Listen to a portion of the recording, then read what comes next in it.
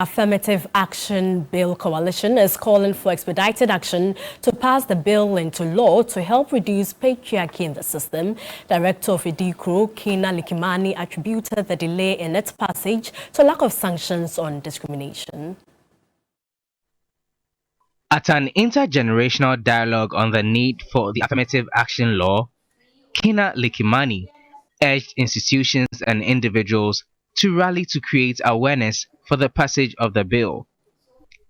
She maintained the law is the only way through which pathways of progression for women will be unblocked. I raise my son differently, but when he goes out there and the society at large is still giving him more power because he is a man over his women colleagues, then it's still giving him power, no matter what I did to raise him. So the system, patriarchy is a system that has to be removed.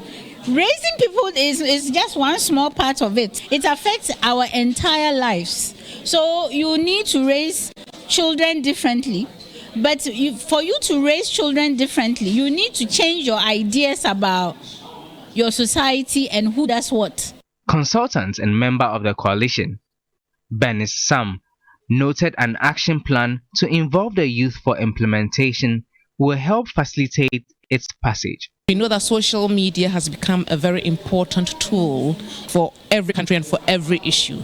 So once we can break the bill down into snippets that they can use so that they can get followers, other people to comment, it's important that we make it interesting to the young people. Ghana's affirmative action law seeks to remove the historical low representation of women in the decision-making process.